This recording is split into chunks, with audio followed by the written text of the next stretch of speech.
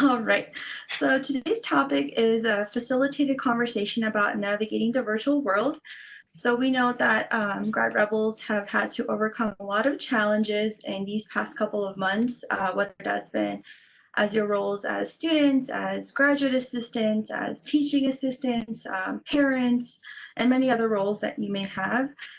In the light of this new normal we're in, we have invited you to join us for a conversation just regarding the challenges and best practices in navigating the virtual world. So today we really hope to discuss how the COVID-19 pandemic has impacted how we navigate entering the job market, teaching effectively, learning effectively, defending our dissertations online, and many more things.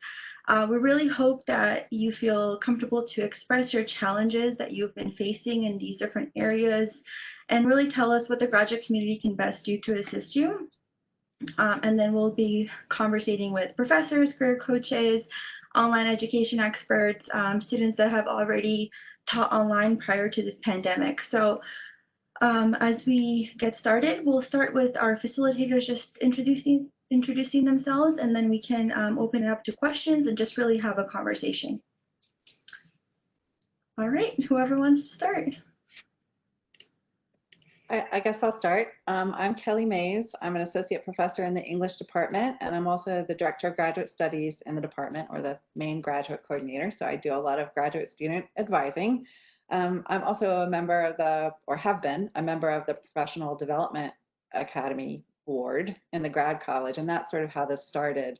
And again, some of us just really thought we should address the most pressing issue facing all of us, graduate students, faculty, staff, administration, all of us alike, which is conducting our lives, our professional lives online, and just talking honestly about what the challenges there are.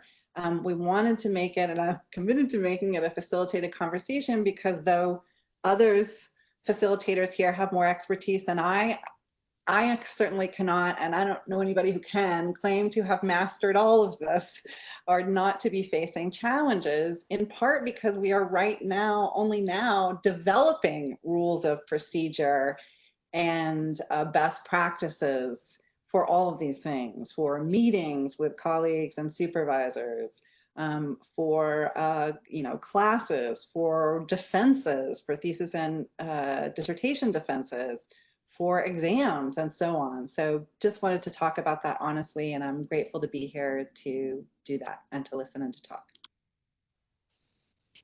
Thank you. Great, I'll go next. And thank you, Kelly, for just being the champion for this facilitated conversation as you described it. It is an opportunity to hear from grad students and offer support and resources, but also hear what's on your minds and hearts. My name is Nichole Hudson. I am the Associate Director of Campus Relations for the Office of Online Education. I just joined UNLV a year ago, after spending about 20 plus years in higher education for various colleges and universities, more recently running a small school here locally in town. So it's, coming here, I've worked for online, I've taught online for 20 plus years. This opportunity was great, but as we all experienced, this pandemic shed a different light on online learning and education. So my job got harder quite quick to be able to facilitate faculty development, because that's my niche. But I am a part of the Professional Development Advisory Board as well. In previous lives, I've also worked and trained in HR areas. So training and development is kind of my core niche, but I've worked in HR. And as Kelly said, there's a lot going on in our world. And so what I hope to bring to this conversation is, again, just perspective and resources, if I can point you in the right direction. But thank you for having me, and hope to, again, have a good discussion. Thank you, Nichole. I will chime in to what's been said. I'm McGarry. I'm the Executive Director of Career Services for the campus. These have been really challenging times for our students, and especially when it comes to expectations in the job market. I don't know how many recent grads or alums I've talked to who set out to do one thing and COVID's changed what that picture looks like for them. And partly we need to discuss what's going on and how we're feeling about things. And secondly, it's trying to help us take stock in our abilities and our skills and think about how the world has changed and how we can contribute to it in different ways. So I'm very open to hearing what some of those challenges are, and it's wonderful to have a team of professionals who can spend some time with you processing through it and giving you new ideas. Thanks. Thank you. And last, I think we have Jen.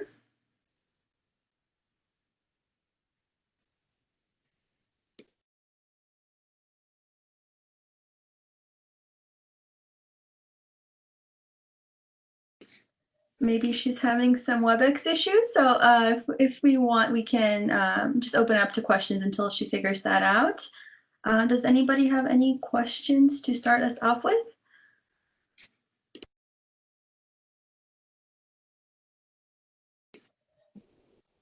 Or it really doesn't have to be a question per se either. If you want to just share frustrations, feelings, how you've been going through all of this, you can do that as well.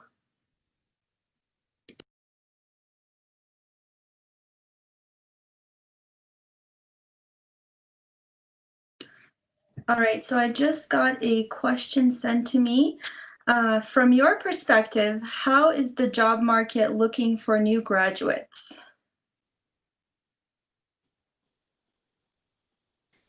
Of course, anybody can answer that.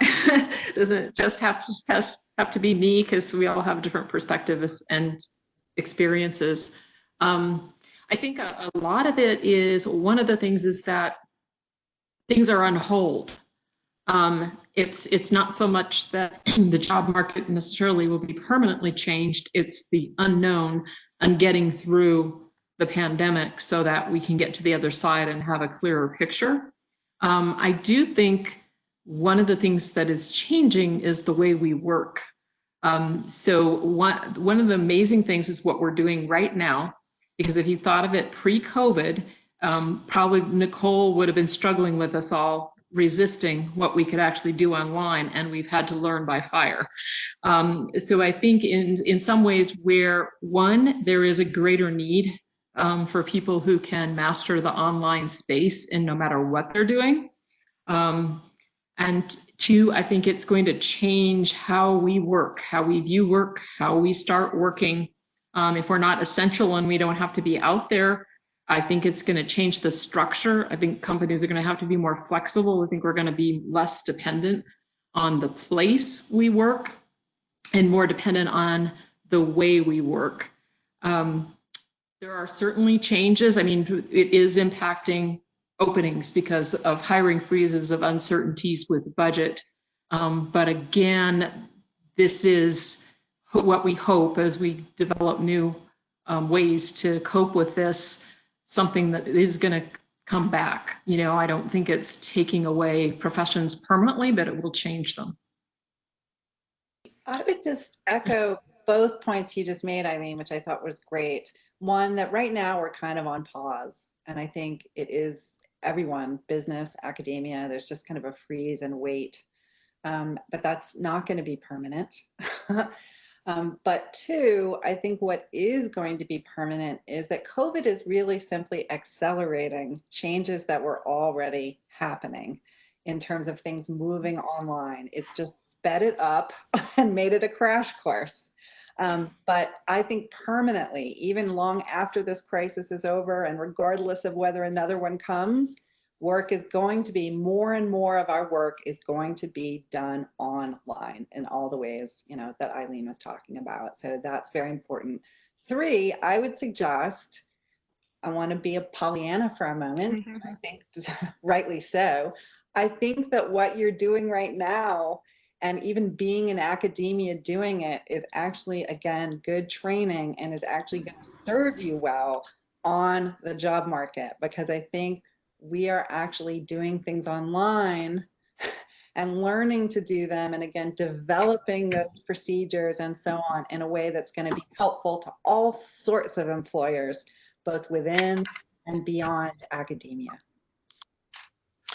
Great plug. If I can just add to that, I at one point served just actually last year on the Southern Nevada Human Resources Association board. And so what I'm hearing from my friends, and I was a recruiter, so I was managing a talent acquisition team in the healthcare environment.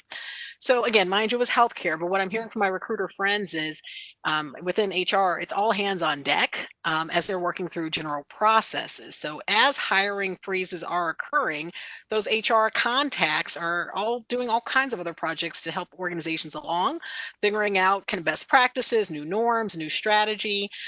So if I could share kind of the takeaway that I found is that there's a greater need more than ever to be adaptable and flexible. And the ones that are kind of rising to the top are the ones who are looking at things differently, really getting into their business differently in order to support the organization during this time. So although it may be a freeze, these folks are still working. They're just doing some different things. And so again, those are some life skills and work skills that I think they can use throughout wherever they go.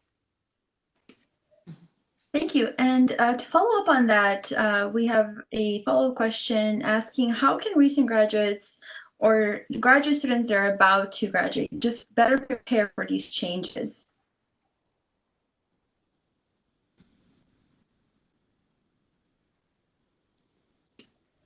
Or what can they be doing now to prepare for the future? Well, again, as a product of taking now more online classes, one of the skills that you'll learn is continuing to look at time management. One of the things we teach faculty is how to engage students and ways to again, mainly student engagement, but creative ways we help faculty to use technology to engage students. So looking at it on the flip side from employees, one of the best practices really how to engage in this virtual scenario, how to participate in a webinar, and it's interesting. I mean, that's a skill set. I just got off a call. We're talking about moderating a webinar. So there's one thing in delivery. There's another thing in moderating. So watching the chat, just as Navina is doing. But those are skills that in the marketplace will translate because that's how you may interview. That may be how you showcase your work and how do you communicate. Again, as I'm teaching faculty how to do this, we're saying the same thing. You got to chunk the material so it comes across clearly. That would be the same expectation as a student, as an employee as well. I'll simply add to what Nicole's saying. But the answer is also, it depends on what are you preparing for. There's Jennifer. Okay. No matter what, though, I think any opportunity that you can use to enhance your skills, and particularly anything technical that you're going to be called to do, whether it's getting on LinkedIn Learning or and doing just things that enhance your skill set. Those are things to prepare. And then I think it's always making sure you're building your network of professionals, that you're constantly working on that and engaged in other things. And then just looking ahead, kind of, surveying what the landscape, what's going on, what are the changes coming, being prepared for that. I would just piggyback on what both of you have said to say that I think not just now, but always, it's not just about taking opportunities to develop skills. It's about learning breaking down what your skills are, recognizing them as skills, right? And being able to articulate what they are, how they serve potential employers. I think that's a special trick. I'm from the very academic discipline. I think that's a special trick, say, for humanities. There's so much that we do that we don't recognize as skills, as marketable skills. And so I actually think it's not just about developing more. It's about being able to stand back and also get help from other people to break down what skills you already have and how they might apply in a variety of contexts, industries, and so on. That's really tough, right? But crucial. Thank you so much. And I'll take this just as a quick intermission for Jen now that's joined us, just to introduce herself really quickly before we go on to our next question. Hi, sorry about that, everyone. My name is Jennifer Stevens, and I'm a teacher in the sociology department here at UNLV, and I also work for the grad college as a student worker. And during this COVID, I guess, experience, how it impacted myself, I was already teaching online. It didn't necessarily change the way my class was set up or the material we were going to cover. It did impact the way that my students were learning, right? So I had to kind of adjust and approach things in a little bit different way. And then recently I had my first academic job interview, and that was a virtual experience, and all brand new, and it went really well. So that was stressful, and I didn't know what to expect. And not too many people had a lot of advice because, again, this was all still kind of new. So yeah, I was really excited to just kind of give whatever input I can and learn what I can from the other speakers about transitioning to this online platform and world and navigating stuff like that. And as you can see, one of those issues is technical difficulties. So being able to kind of navigate that as well and come back in and, you know, try and just go with the flow when you can. But yeah, so thank you all for having me, and I'm really looking forward to sharing or adding if I can. Thanks, Jen. So we have another question. What do you recommend students do if they can no longer do research, with many UNLV labs closed and the university not having many summer projects?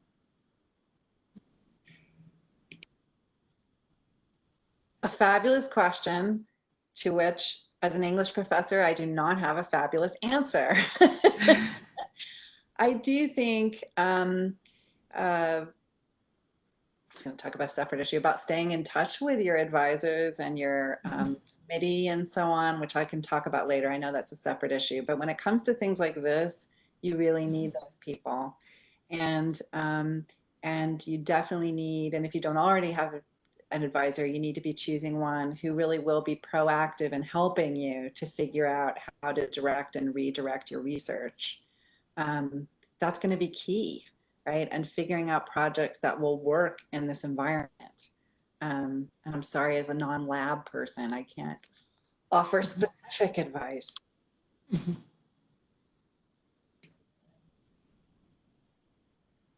If we have some questions here that we can directly answer today, I'll take those back with me and get those answers for you, and then I can just directly reach out to you with a little more details on those.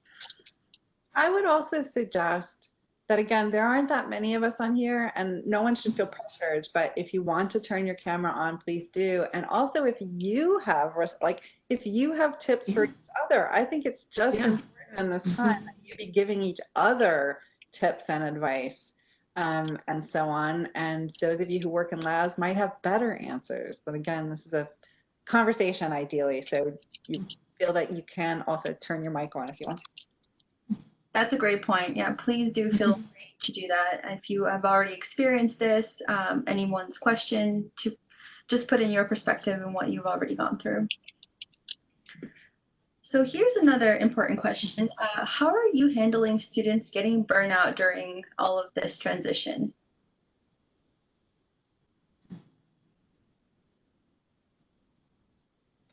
You know, I will chime in from, again, a faculty training perspective. One of the things that we've talked to faculty about is empathy.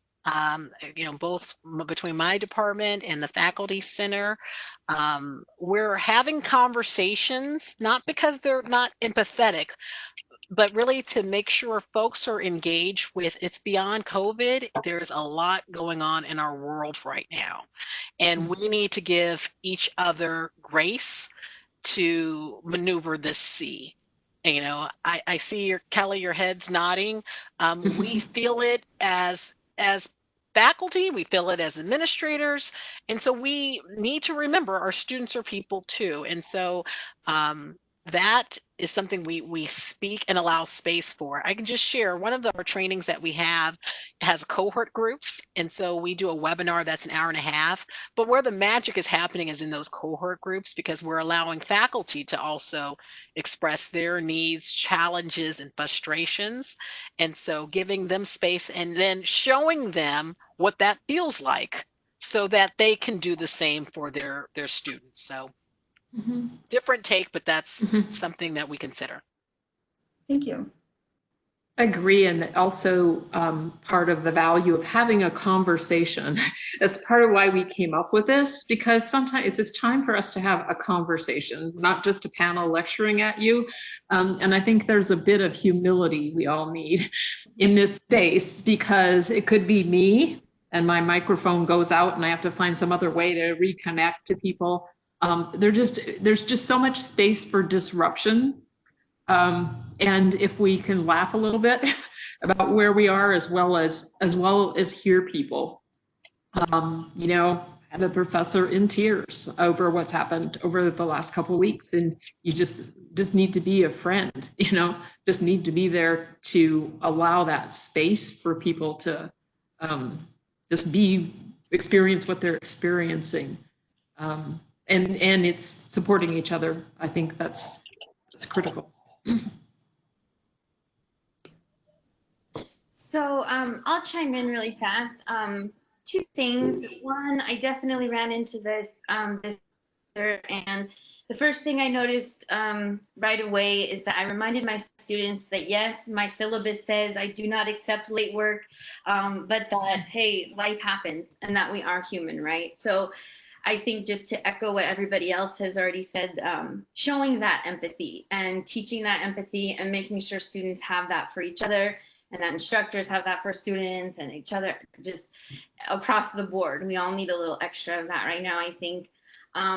And then two, just letting students know that you're there for them, I think, or that you're available to them for questions or concerns they might have outside the classroom. So like, for example, if, during weekly discussion posts, everyone is bringing up that they're, worried or depressed or etc., sharing CAPS resources, maybe like on a discussion post, things like that. Just kind of going that extra step beyond, hey, I'm here to have you memorize this material, right, and take a quiz. So whatever that looks like, I think the more of that we can do, the better. And definitely sharing those resources. Thanks, Jen. And I would just echo what others have said. I think one of the big challenges of going remote, especially in the way that we have, is the way it has collapsed or changed the relationship between the public and the private, the professional and the personal. And there are real challenges and potential downsides to that. But as far as I'm concerned, the upside is what people have just been talking about, which I have at least experienced people as being much more empathetic and patient with each other, and humane in a way that I think is a really great development, a much needed development. I guess I will go ahead and just talk about, and this relates to another question that someone asked in another kind of forum, which is, how are teachers evaluating students differently in this environment? I'll just say this is not really about evaluation per se, but I think it's related. And that is the thing I've most noticed is about the importance of contact. On the one hand, as a teacher and an advisor, especially of graduate students, I find that myself and other advisors and teachers are panicking more quickly when we don't hear from people. Now that we don't just see each other in the hallways and so on, and also because there's real danger out there. Right? That we're actually worried about your well-being. So I know it's hard and you feel overwhelmed, but I would just urge you, especially to respond to emails and phone calls, even if just quickly, even if just to say, I'm really swamped right now, but thanks so much for your email. I'll be back in touch next week or something. Do you know, it seems really simple, but if on the one hand, we're sort of panicking a little, on the other hand, it's ironically at the same time true that it's easier for our students and advisees to fall off our radars because we're not seeing you.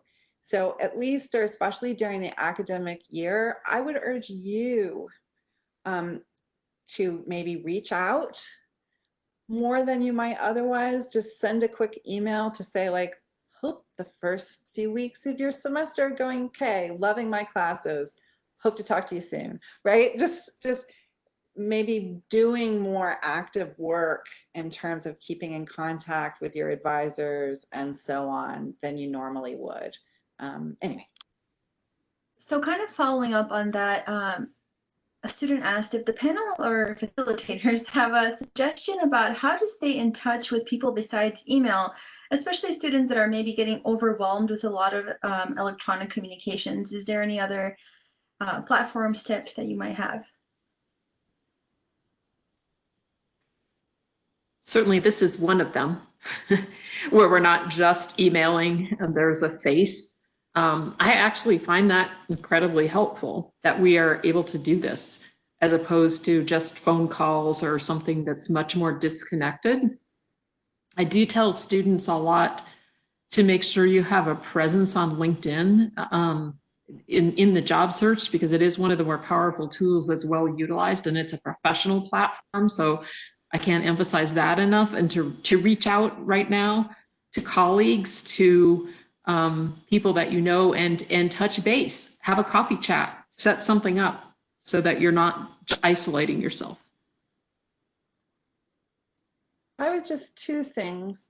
One, I too love seeing people's faces and interacting online. At the same time, what's called Zoom fatigue is actually real, and it has to do with the way we process information and the lags in video and audio online.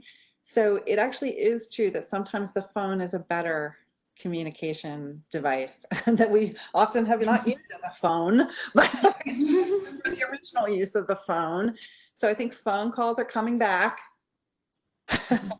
I also think in terms of students, and again, this is something I would welcome other people's tips about, but I know that there is at least one app that will assign you a phone number so that you can be texted, but you're not actually giving students, for example, your number. I'm also frankly going to buy a burner just so that there's, again, a kind of separation. There's my personal phone, and there's going to be my teacher phone and my advisor phone, but so that we can text and talk and so on, but that I sort of know. Anyway, those are just a couple of things. Yeah, I would love to hear some ideas also, if anyone has on other tips for things to use in the classroom or just to keep in touch. I've made office hours, like Zoom office hours like this. And I did put my cell phone number on my syllabus. I would never, I hadn't scheduled any appointments like phone calls yet, but that might be something to think about since, like you said, everybody's kind of got that Zoom burnout. But yeah, I think the more options we have, the better.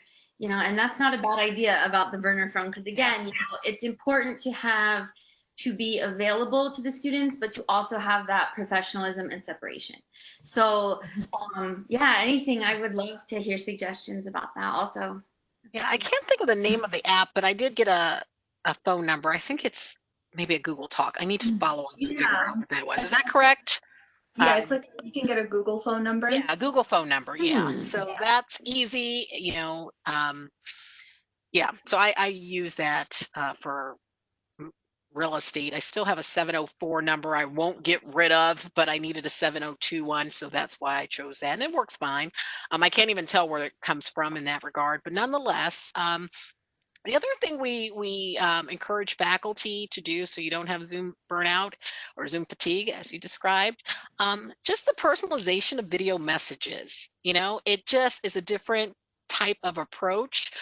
So just as you would do your announcement, sometimes I just switch it up with an audio. Some mornings I don't really look like I want to be on camera, but an audio message softens the discussion. And the same thing, if the student can get feedback through an audio message, that's a good thing as well.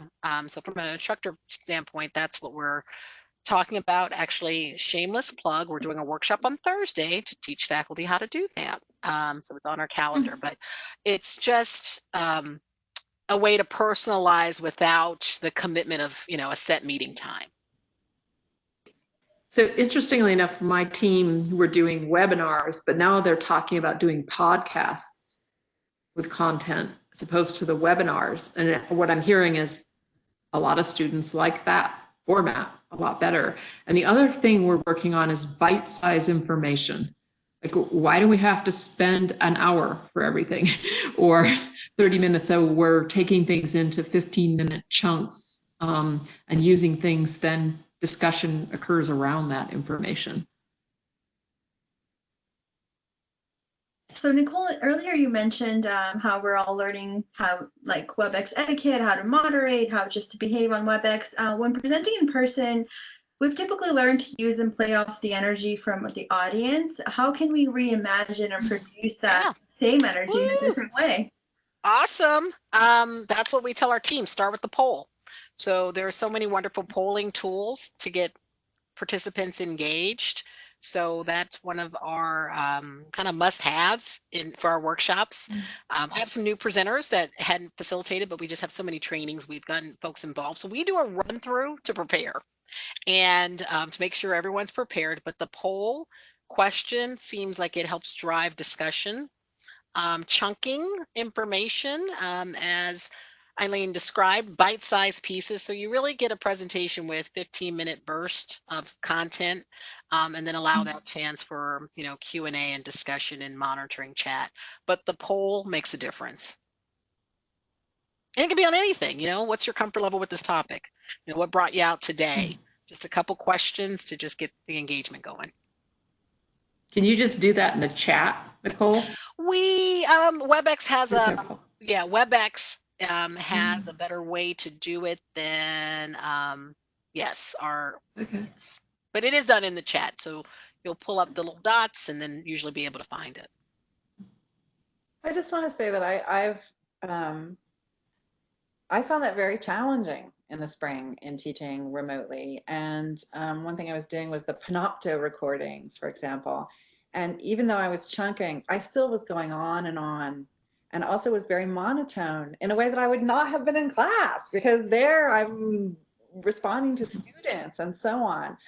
I will just say that for me, it sounds really simple, but it's been essential that I've just discovered that I have to prepare. I have to script more for the things I do as presentations. I have to script much more than I would if it were a class and it could be done more interactively. So I have to script more, so I keep it a little bit tighter, and I practice in a way that, again, as someone who's been teaching a long, long time, I haven't done in a long, long time, right? I'm more comfortable winging it, but going remote means, at least for the little presentation parts, I got to prepare. So kind of to follow up on what you just said about recording, someone asked if professors feel okay recording classes and putting it online.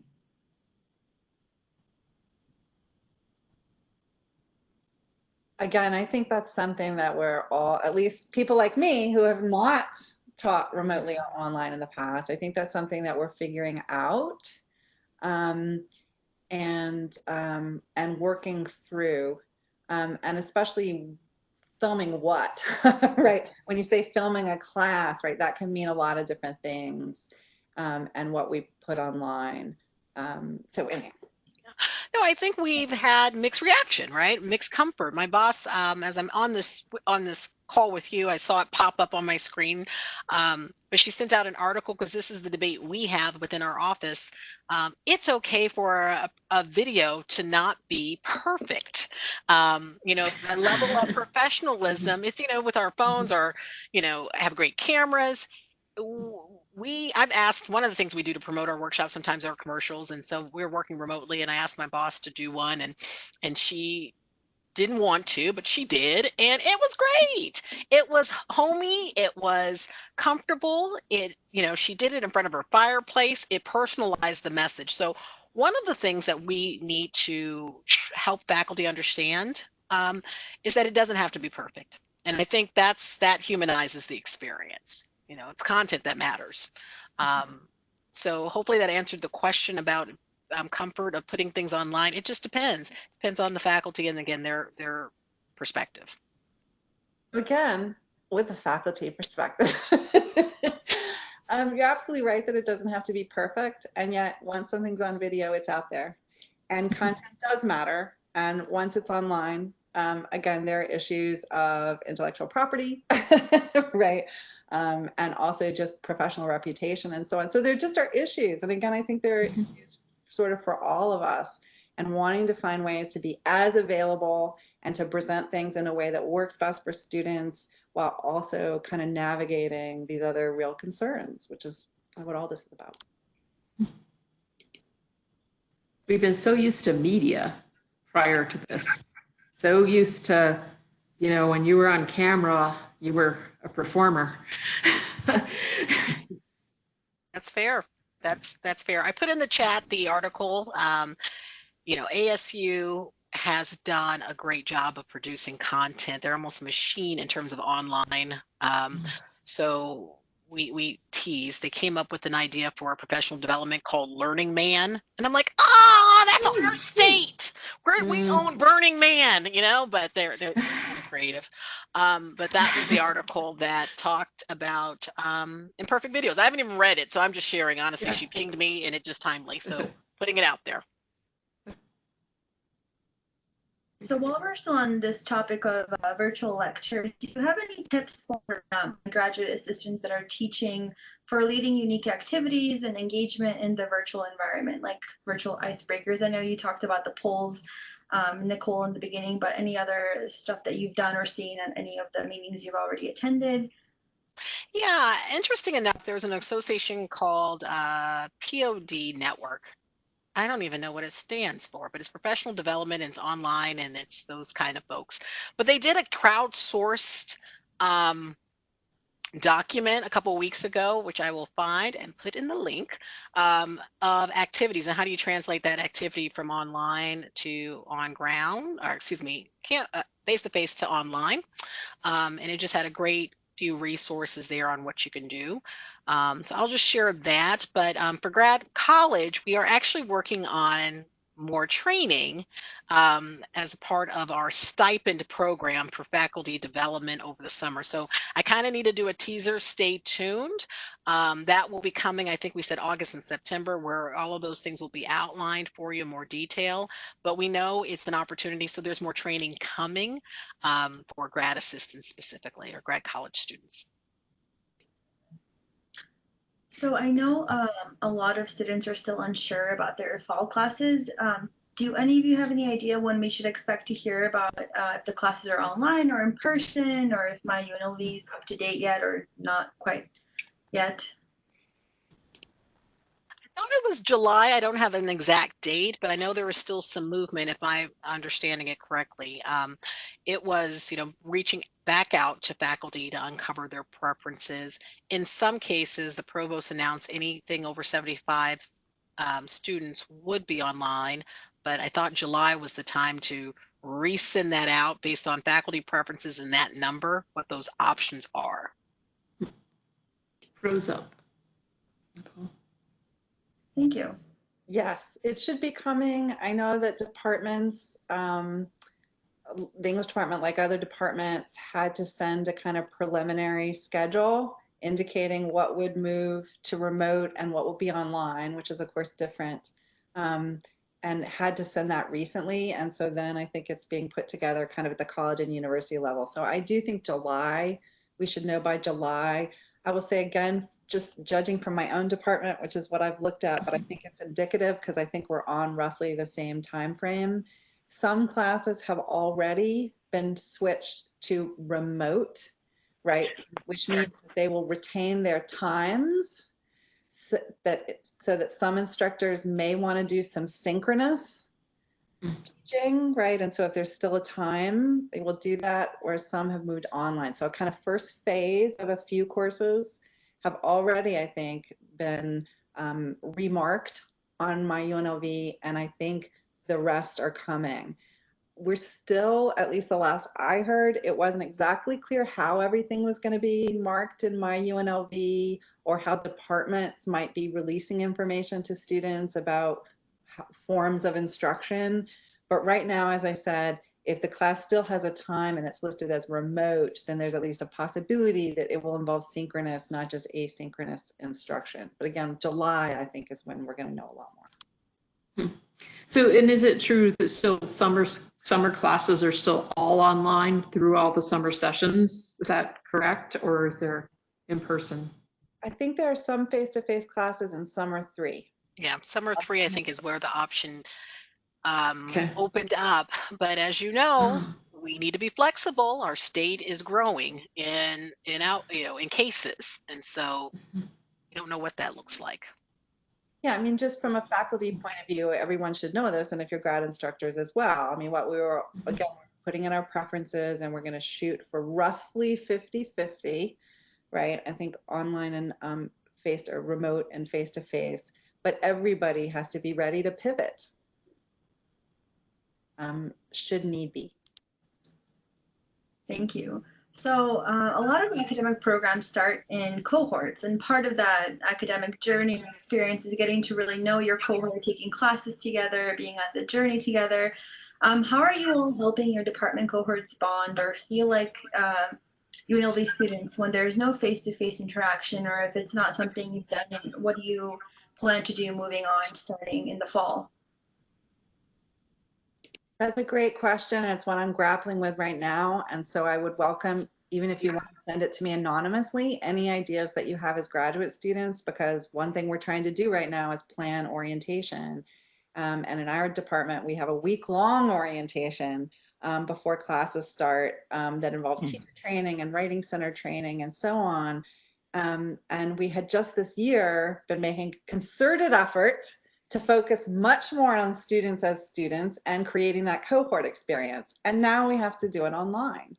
And so I am struggling with this. And so I would welcome trying to plan that right now and figuring out how can we do that? What can we do so that you're not only interacting with faculty and being oriented as students as well as GAs, but also having chances to bond with each other. And so I'm just admitting it's a huge challenge. And if as students you have ideas about what might work for you, I would be immensely grateful for them, and so would the incoming students in the English department.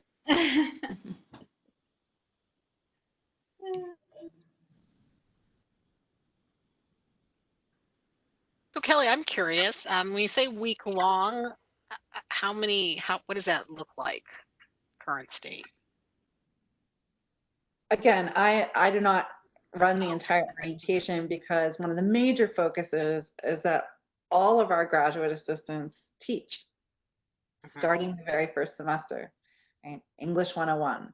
So they have to have a kind of, some basic teacher training the week before. They also work as tutors in the writing center. So there's a lot of it is like training as graduate assistants and as teaching instructors. And that's what most of the week is about, right? Okay. Friday is also the graduate college orientation, which we work around. Usually Monday is the part where, again, we meet with the new students as students, and including not just GAs, but other students as well. And that's the part I'm especially wondering what we can do online, and also how we might weave things into the week as well, because it's pretty intensive training. Very good. Make note, and I will follow up. a couple of things I'll just, even though I don't have a cohort or have grad students, it just makes me think of just trying to do different things with teams. So like one of the things that's been really helpful for us to have a Google group, you know, an instant message group. I find people sharing things all the time, and it's the informal dialogue and sometimes fun. It's sometimes just joking, and then they're sharing things online with each other. So that was one way our team really connected through this time and has stayed connected. I have to pop in and out on it all the time just to see what's going on. And the other is just varying the kinds of meetings we have. So we might have one, it's a coffee hour and we do a touch base versus a formal staff meeting or a more formal meeting. So it's kind of mixing those things up that seems to keep it from being monotonous. Obviously, we've all tried virtual happy hours where people watch movies together. There's probably more things than I even know. Thanks, Eileen. So somebody else just asked, what resources are there at UNLV that have moved online? So, for example, is the Writing Center still open? The Writing Center, first of all, there's a little bit of transition, so just information. A new director is starting July, I think July 1st. So we're in a little bit of a transition with the Writing Center. As far as I know, in spring, and I think up until this point in summer, they have been doing only remote tutoring sessions, as well as workshops and things online, right? But it's all been online to this point. Whether and how and when that's going to change, I think may in part be on hold because of this change in the hiring of the new director. Yeah, just to add on to the Writing Center, I know we've been sending our students their way this summer, so I know they've been working and providing online services. They have an option for you to just make an appointment with them, and then you can speak with like a writing coach about whatever it is that you need help with. And then I know, sure, Eileen can expand, but Career Services has been doing so many services online as well. Yeah, so careers thing, Navina, the Career Services has been doing virtual since the campus closed, including career fairs. So we did a very abbreviated career fair in spring, but we're going to bring a virtual fair back, hopefully improved in the fall semester. We're doing virtual coaching, virtual career coaching. You can sign up online. You can get a quick link to sign up with one of the staff members. And then we're doing a series of webinars, one weekly. Of course, we're participating in these, as well as a weekly Wednesday topic on professional development, and then Thursday roundtables where we bring in professionals on various topics or in various fields to have dialogue with students and to talk about what they see going on in their professions. And then we're also an alumni leader each Tuesday every other week. So you just tune in through the Career Services website, but everything we're doing is virtual and we're doing a lot. So, oh, and then we also have a new platform being launched that's exciting to us. It's called UNLV Handshake, and it's the job posting site. What I will tell you, having looked closer at it, it's probably going to triple the number of opportunities that are available to our students. And what I also note is there are not only career development tools, but also networking tools right online. So I was watching this demo and I'm thinking, okay, it might be limited for grad students. And I'm seeing that who as a grad student could connect to students in Iowa with similar backgrounds. It's almost like LinkedIn, but just for the college market. And be asking questions, start dialoguing with them, because it's so big in the college market, this platform is. So that'll be on July 1, it will go live to our students, and we will import all currently enrolled students into the system so they can have automatic access.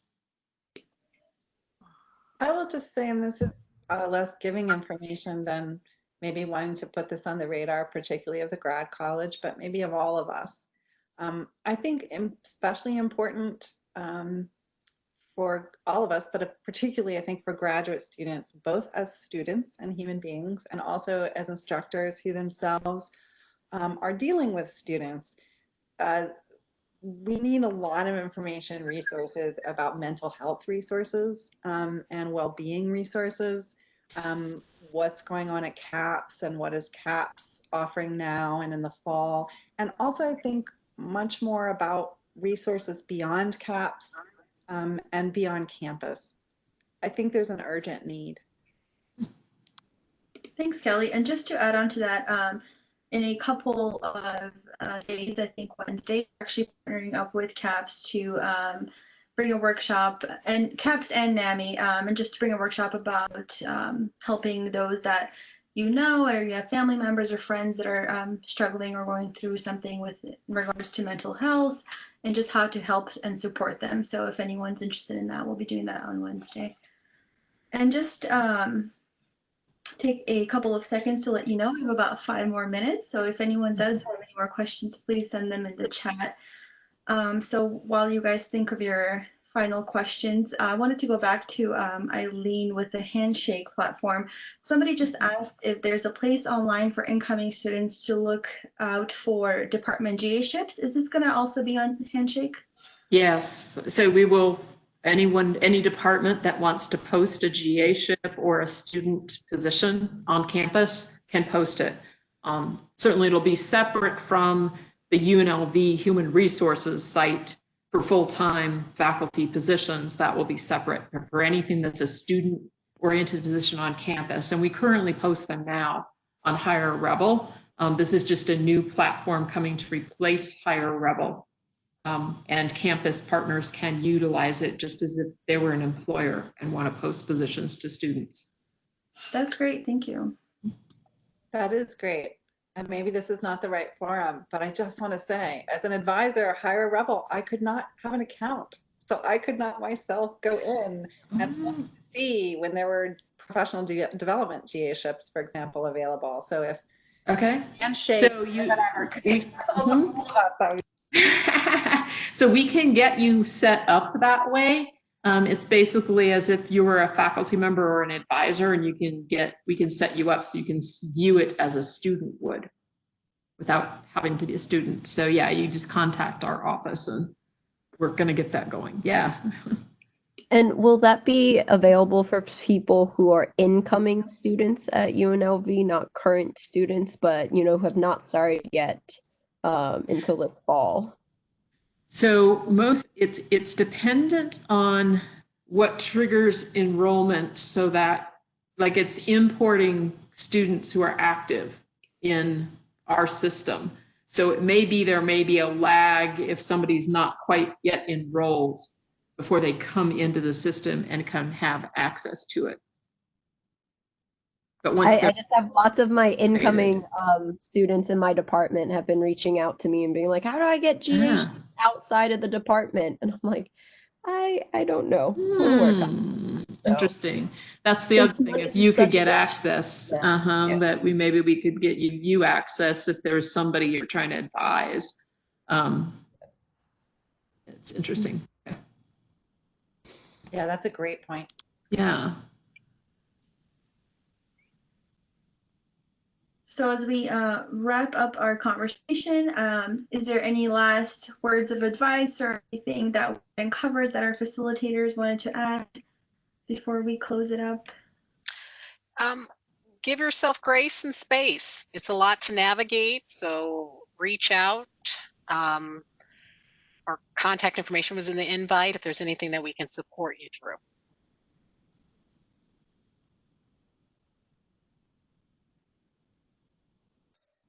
I guess mine is similar to what Nichole is saying. Just remember that we're all human, and I think students realize that as well, and other faculty members and employees realize that as well. And we're all kind of going through this together, so don't forget that.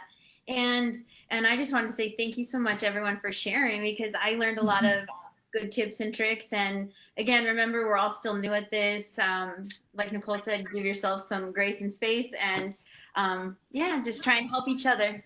Thank you, guys. Thank you, Jennifer. I learned the same thing. I learned a lot from all of you, and we learn from each other. So that's what makes it worthwhile.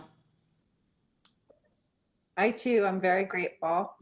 And it's a brave new world, and we're making it. You're making it. It's not already made. So thank you all so much for joining us today and giving us your time so we can exchange tips and challenges and just see that we're all in this together and that we'll get through it, and soon enough we'll be experts in the virtual world. So everybody, if you have any follow-up questions, please feel free to reach out to us. Like they said, their names are on the